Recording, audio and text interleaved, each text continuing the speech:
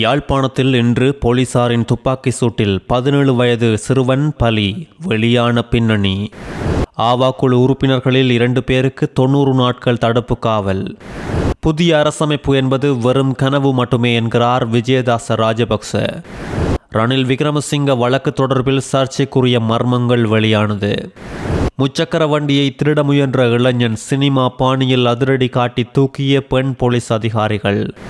நாமல் ராஜபக்ச பரந்துபட்ட அரசியல் கூட்டணியில் போட்டியிட்டு அமோக வெற்றி பெறுவார், மொட்டு கட்சி எம்பியின் நம்பிக்கை.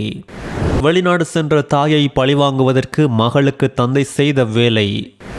செய்திகளை தொடர்ச்சியாக தெரிந்து கொள்ள நியூஸ் பெஸ்ட் அப்டேட் சேனலை சப்ஸ்கிரைப் செய்யுங்கள். துப்பாக்கி சூட்டு காயங்களோடு யாழ்ப்பாணம் போதனா வைத்தியசாலையில் அனுமதிக்கப்பட்ட இளைஞன் ஒருவர் சிகிச்சை பலனின்றி உயிரிழந்துள்ளார். குறித்த இளைஞன் இன்று அதிகாலை 1 மணி அளவில் உயிரிழந்துள்ளதாக வைத்தியசாலை வட்டாரங்கள் உறுதிப்படுத்தியுள்ளது. வட்டுக்கோட்டையை சேர்ந்த 17 வயதுடைய இளைஞனே உயிரிழந்தவர் என அடையாளம் காணப்பட்டுள்ளதோடு மண்டைதீவு பகுதியில் இருந்து தலையில் துப்பாக்கி சூட்டு காயத்தோடு குறித்த இளைஞனை போலீசார் யாழ் போதனா வைத்தியசாலையில் அனுமதித்துள்ளனர். ஊர்காவற்துறை போலீஸ் பிரிவுக்கு உட்பட்ட வேலணை அல்லைப்பட்டி பகுதியில் இன்று அதிகாலை 1:15 மணியளவில் சந்தேகத்துக்கிடமான கயஸ் ரக வாகனம் ஒன்று பயணித்துள்ளதாகவும் அதனை மறைக்க முற்பட்டதாகவும் போலீசார் தெரிவித்துள்ளனர். குறித்த இடத்தில் கண்காணிப்பில் ஈடுபட்டிருந்த போலீசார் குறித்த வாகனத்தை வழிமறித்து சோதனை செய்ய முற்பட்ட போது போலீசாரின் உத்தரவையும் மீறி வாகனம் அதிவேகமாக தப்பி செல்ல முயற்சித்துள்ளதாக போலீசார் தெரிவித்துள்ளனர். இந்த நேரம் வாகனம் மீண்டும் போலீசாரை மோதி தள்ளிவிட்டு தப்பி செல்ல முயன்றதாக கூறப்படும் நிலையில் போலீசார் வாகனம் மீது துப்பாக்கி சூடு நடத்தியுள்ளனர். துப்பாக்கி சூட்டில் வாகனத்தில் சென்ற 17 வயது இளைஞன் படுகாயமடைந்த நிலையில் யாழ் போதனா வைத்தியசாலையில் அனுமதிக்கப்பட்டு அவரை காப்பாற்ற மருத்துவர்கள் முயற்சித்த போதிலும் அவர் உயிரிழந்துள்ளதாக வைத்தியசாலை தகவல்கள் தெரிவிக்கின்றது. குறித்த ஹயஸ் வாகனத்தில் வட்டுக்கோட்டை மற்றும் நல்லூர் பகுதிகளைச் சேர்ந்த 3 பயணித்துள்ளதாகவும் அவர்களில் ஏனைய 2 போலீசாரால் கைது செய்யப்பட்டுள்ளதாகவும் ஊர்காவற்துறை போலீசார் தெரிவித்துள்ளனர். முன்னாள் ஜனாதிபதி ரணில் விக்ரமசிங்கவுக்கு எதிரான வழக்கில் இலங்கைக்கான பிரித்தானிய தூதுவர் ஆலயத்தின் முன்னாள் கொன்சியுலர் அருண புஷ்ப சோமசரி பெர்னாண்டோ வழங்கிய பி அறிக்கையில் அவர் குறிப்பிட்டிருக்கும் விடயங்களில் மாறுபட்ட சிக்கலான நிலை உள்ளதாக கோட்டபாயவின் முன்னாள் செயலாளர் சுகீஸ்வர பண்டார தெரிவித்துள்ளார். முன்னாள் ஜனாதிபதி ரணில் விக்ரமசிங்க பிரித்தானியாவுக்கு சென்ற நேரம் பாய்லர் உடைந்திருந்ததாகவும் அதை செய்வதற்கு 15,000 பவுண்ட்ஸ் கேட்டதாகவும் அதை கொடுக்கவில்லை என்றும், ஆனால் ஜனாதிபதி விஜயத்திற்காக 45,000 பவுண்ட்ஸ் கொடுத்ததாகவும் அதை தனது மனச்சாட்சிக்கு உட்பட்டு வழங்கவில்லை என பி அறிக்கையில் அருண புஷ்ப சோமசரி பெர்னாண்டோ தெரிவித்துள்ளார். ஆனால் பிரித்தானியாவில் செப்டம்பர் மாதம் அந்த நாட்டின் வெப்பநிலை மாற்றத்தின்படி குளிர்காலம் இல்லை என்பதோடு செப்டம்பர் 11ஆம் தேதி முதல் 31ஆம் தேதி பிரித்தானியாவின் வெப்பநிலை 24 பாகை செல்சியஸ் ஆகும். அந்த காலப்பகுதியில் நாட்டில் வெளியிட்ட காலநிலை அறிக்கையில் இது குறிப்பிடப்பட்டுள்ளது. 24 பாகை செல்சியஸ் வெப்பநிலை உள்ள போதோ ஏன் பாய்லர் அவருக்கு தேவைப்படுகின்றது? பாய்லர் தேவைப்படுவது குளிரான காலத்தில். பிரித்தானியாவில் நவம்பர் மாதமே குளிர்கால நிலை ஆரம்பமாகின்றது. யாரோ ஒருவரின் அழுத்தத்தில் ரணில் அப்படி சொன்னாரா என்ற சந்தேகம் வெளியிட்டுள்ளமை திட்டமிட்டு பணத்தை வீணாக்கியதை காட்டுவதாக தெரிவிக்கப்பட்டுள்ளது. அழுத்கம நகரில் வீதியில் நிறுத்தப்பட்டிருந்த முச்சக்கர வண்டியை கடத்த முயன்ற சந்தேக நபரை 2 பெண் போலீஸ் அதிகாரிகள் துரத்தி கைது செய்த சம்பவம் நேற்று அழுத்கமவில் இடம்பெற்றுள்ளது. போலீஸ் நிலைய பொறுப்பதிகாரிக்கு அழுத்கம நகரில் நிறுத்தப்பட்டிருந்த தனது முச்சக்கர வண்டியை யாரோ கடத்த முயற்சிப்பதாக தொலைபேசி மூலம் வண்டியின் உரிமையாளர் தெரிவித்துள்ளதை அடுத்து குறித்த நேரத்தில் கடமையில் இருந்த 2 பெண் அதிகாரிகளுக்கு தகவல் வழங்கப்பட்டதை அடுத்து தப்பி சென்ற முச்சக்கர வண்டியை துரத்தி சென்று அழுத்கம பெலிபென்ன பிரதான வீதியில் வாகனத்தை நிறுத்தி சந்தேக நபரை போலீசார் கைது செய்துள்ளனர். குறித்த பெண் போலீசாரை பலரும் வாழ்த்தி வரும் நிலையில் மாவனல்லை இகலகேன பகுதியைச் சேர்ந்த 25 வயதுடையவரே கைது செய்யப்பட்டுள்ளார். கொலை சம்பவங்களோடு தொடர்புபட்ட குற்றச்சாட்டில் கைது செய்யப்பட்ட யாழ்ப்பாணத்தை சேர்ந்த குழுவில் 2 உறுப்பினர்களை 90 நாட்கள் தடுத்து வைத்து விசாரணை செய்வதற்கு போலீஸ் மத்திய குற்றத்தடுப்பு பணியகம் அனுமதி பெற்றுள்ளது. இந்தியாவுக்கு தப்பி சென்றிருந்த 2 சந்தேக நபர்களும் இலங்கைக்கு வருகை தந்தபோது கட்டுநாயக்க விமான நிலையத்தில் வைத்து போலீசாரால் கைது செய்யப்பட்ட நிலையில் மானிப்பாய் பகுதியில் 2016ஆம் ஆண்டு இடம்பெற்ற கொலை சம்பவத்தின் பின் இந்தியாவுக்கு தப்பி சென்றிருந்ததாக தெரிவிக்கப்பட்டுள்ளது.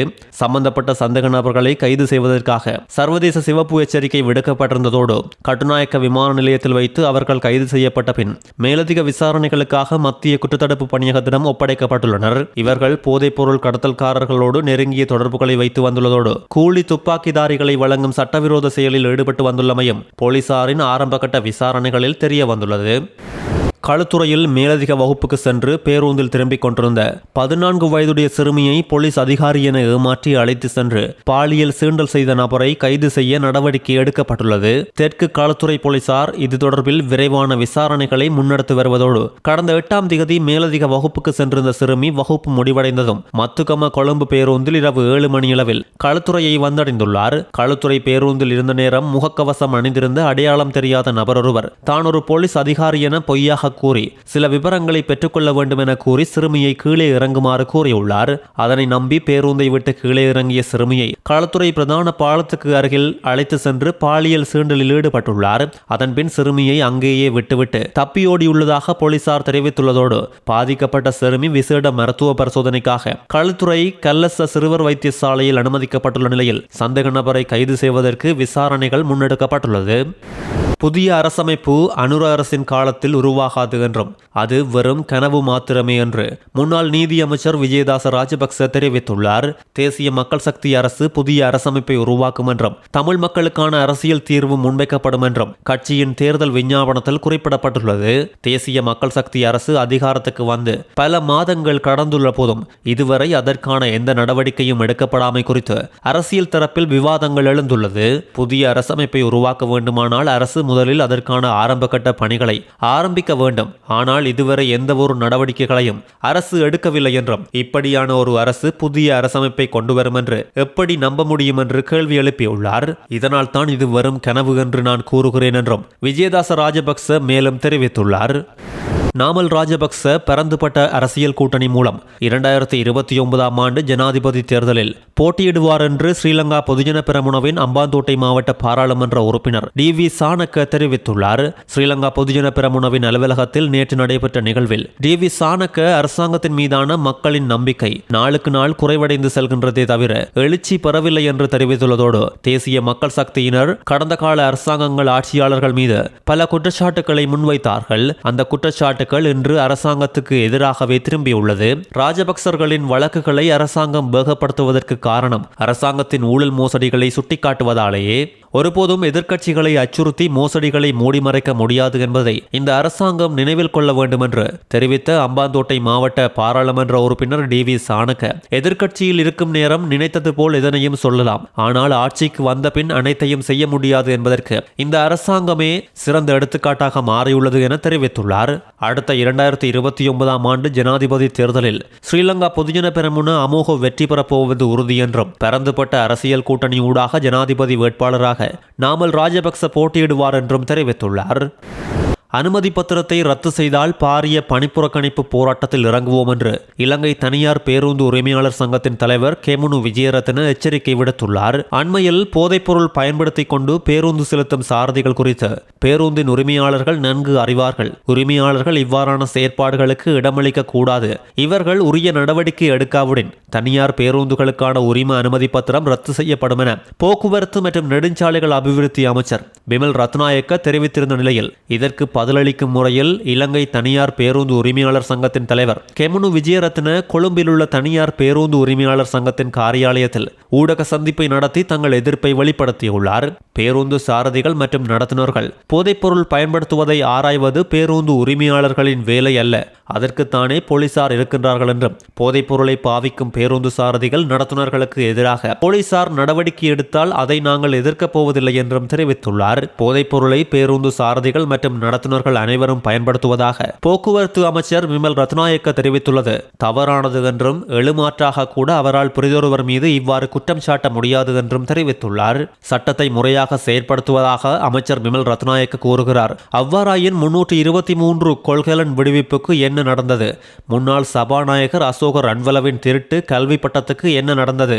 சட்டத்தை அனைவருக்கும் சமமாக நடைமுறைப்படுத்துவதாக எம்மிடம் குறிப்பிட வேண்டாம், தயவு செய்து எம்மை சீண்டி பார்க்க வேண்டாம் என்று அமைச்சரிடம் குறிப்பிட்டுக் கொள்கிறோம் என்றும் அமைச்சரின் கருத்து அடிப்படை மனித உரிமை மீறல் என்றும் அனுமதி பத்திரத்தை ரத்து செய்யுங்கள், முழு போக்குவரத்து கட்டமைப்பும் ஸ்தம்பிதமடையும், நாடளாவிய ரீதியில் பணிப்புறக்கணிப்பில் ஈடுபடுவோம் என்றும் இவர் தெரிவித்துள்ளார். கொழும்பில் மோதரையில் ரன்திய உயன அடுக்குமாடி குடியிருப்பில் தனது 5 வயது மகளை தாக்கிய தந்தை அதிரடியாக கைது செய்யப்பட்டுள்ளார். சிறுமி மீதான தாக்குதலை தந்தை தனது கையடக்க தொலைபேசியில் பதிவு செய்து சமூக வலைதளங்களிலும் வெளியிட்டுள்ளார். அதன் ஊடாக மேற்கொள்ளப்பட்ட விசாரணையில் சந்தேக நபர் கைது செய்யப்பட்டுள்ளதோடு தாக்கிய போது மகள் கண்ணீர் விட்டு கதறியலும் காட்சிகள் சமூக வலைதளத்தில் பெரும் அதிர்வலைகளை ஏற்படுத்தியுள்ளது. சந்தேக நபர் கைது செய்யப்பட்ட போது போலீஸ் அதிகாரிகளுக்கு இடையூறு விளைவித்ததற்காக சந்தேக நபரின் தாயாரையும் கைது செய்ய போலீசார் நடவடிக்கை எடுத்துள்ளனர். ஒரு வருடத்திற்கு முன்பு தாக்கப்பட்ட சிறுமியின் தாய் வெளிநாடு சென்றிருந்ததாகவும் அங்கு தாய் செய்த வேலைக்கு பழிவாங்கும் முறையில் மகளை கொடூரமாக தாக்கியதாகவும் முதற்கட்ட விசாரணையில் தெரிய வந்துள்ளது. தாக்கப்பட்ட சிறுமிக்கு 5 நாட்களுக்கு முன்பு தலையில் அறுவை சிகிச்சை செய்யப்பட்ட நிலையில் இந்த தாக்குதல் மேற்கொள்ளப்பட்டுள்ளதும் தெரிய வந்துள்ளது. குறித்த 34 வயதுடைய சந்தேக நபர் போதைப் பொருளுக்கு அடிமையானவர் என போலீசார் தெரிவித்துள்ளனர். 55,29,000 ரூபாய் மதிப்புள்ள வெளிநாட்டு தயாரிப்பு சிகரெட்டுகளோடு கட்டுநாயக்க விமான நிலைய வருகை முனையத்தில் வெளிநாட்டு பயணி விமான நிலைய சுங்க அதிகாரிகளால் சற்று முன்னர் கைது செய்யப்பட்டுள்ளார். இலங்கையில் செயல்படும் அபிவிருத்தி திட்டம் ஒன்றில் பணியாற்றும் ஈரானை சேர்ந்த 45 வயதுடைய பொறியியலாளரே இவர் என்பதோடு சந்தேக நபர் ஏர் அரேபியா விமானம் G9502 விமானம் மூலம் சார்ஜாவிலிருந்து கட்டுநாயக்க விமான நிலையத்துக்கு வந்துள்ளார். அவர் கொண்டு வந்த பயணப்பையில் இருந்த ஈரானின் உள்நாட்டு பயன்பாட்டுக்காக தயாரிக்கப்பட்ட 36,860 ஃபஹ்மான் சிகரெட்டுகள் கைப்பற்றப்பட்டுள்ளதோடு கட்டுநாயக்க விமான நிலைய சுங்க அதிகாரிகள் மேலதிக விசாரணைகளை மேற்கொண்டு வருகின்றனர்.